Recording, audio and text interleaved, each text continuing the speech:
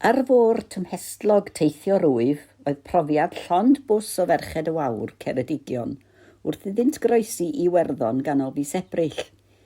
Os mae sigledig oedd y cychwyn, roedd y trefniadau a'r seiliau cadarn a digon i'w fwynhau am weddill y daith. Merched, Miwsig a Mwy, gan Mary James. Kilkenny oedd ein hymweliad cyntaf, a chyfle i fynd i'r castell sy'n ganolbwynt i'r dre. Adeiladwyd gyntaf yn y 18fed ganrif, ond yn 1967 fe'i trosglwyddwyd gan y teulu Butler, oedd yn ei berchen erbyn hynny, i drigolion Kilkenny am hanner campynt. Roedd Margaret Butler yn fam-gu i Anne Boleyn, ail wraig Harry Rwythfed. Mewn bore cawsom flas arbennig o'r dre hynafol hon. Ymlaen yn y prynhawn i Carlo, cartref yr wyl ban Geltaidd eleni. Dyna'r dywig hwy oll. Croeso i bawb. Orig o 2 awr oedd gyda ni yma, ond digon i ni flasu ychydig ar awyrgylch yr wyl a chyfarfod Cymru eraill. Mae'r gweithgareddau yn cael eu cynnal mewn gwahanol leoliadau yn y dref, ond am y cyfnod y biomyno, roedd un ohonynt yng ngwesty'r Seven Oaks. Tybed ai dyma fydd ffurf ein Hesteddfod Genedlaethol yn y dyfodol? Bore tranoeth, codi pac a theithio i Corc. Ar y ffordd, aros yn un o drefi hynaf Iwerddon, sef Waterford. Tref hyfryd ar lan yr afon Swir, yn dyddio nôl i oes y Llychlynwyr. Fod llawer i'w weld yma, rhaid i'w mynd i'r ffatri wydyr enwog.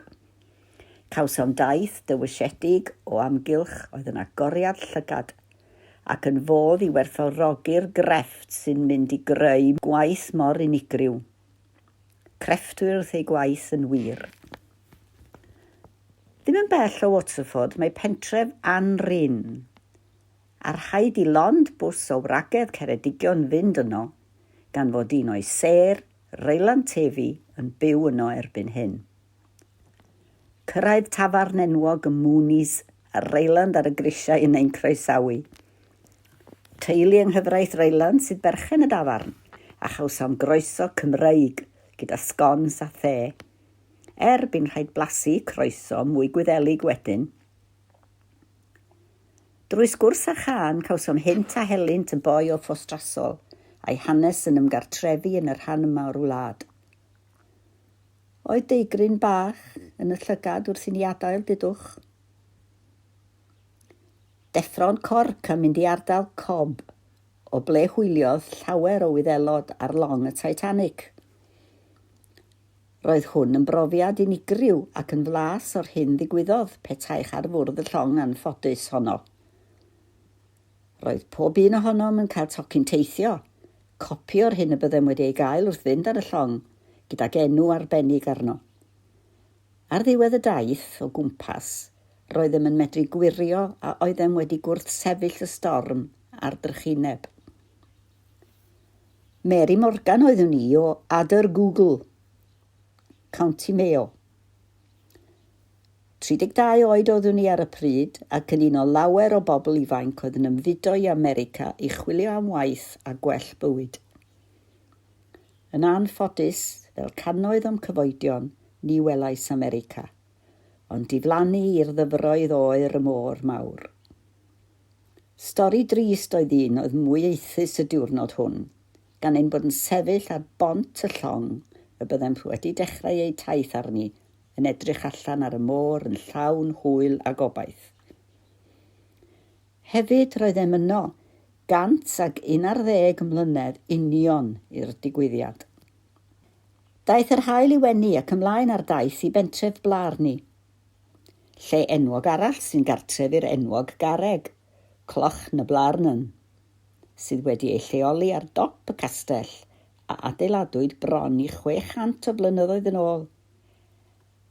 Ac mae llawer o storiau am ei darddiad. Mae'n debyg fod cusanu y garreg enwog yma yn rhoi'r ddawn i berson siarad yn hiawdl a dylanwadol. Rhaid bod merched Ceredigion yn credu ei bod yn ddigon hiawdl, gan na mentrodd neb i'r castell. Neu, oedd y ffaith bod angen dringo 100 o risiau i'w chyrraedd wedi bod yn ffactor. Gwell oedd crwydro'n hamddenol yn y siop enfawr y feli mlaen ac ymlacio yn yr haul gyda hufen iâ.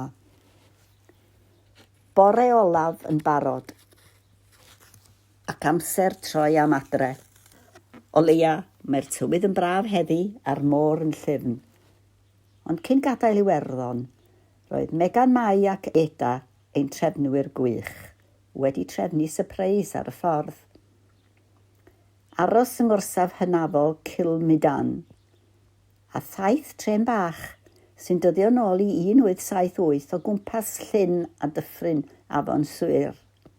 Ar y ffordd i'r Rosrer, aros yn hafan Malsards ym Mhentref Stonyford a chael croeso trwy'n galon Gwyddelig arall gan deulu'r o Gredis. Bu cyfle i rai o'r merched drio ei lwc ar chwarae'r gêm Wyddelig hurling. Ond roedd pawb ar lwgu a'r teulu ffraeth yma wedi paratoi cawl a brechdannau blasus i bawb. Yn goron ar ein taith bu Adrian ei gitar yn ein diddori. Ymunodd Delyth, Telenores Mynach, oedd wedi dod â'i thelyn fach i'n diddori ni bob nos gydag ef, a bu môr o ganu a hwyl. Ie, dyna beth oedd taith wych. Blasu, profiadau, cwmniaeth, canu a hwyl.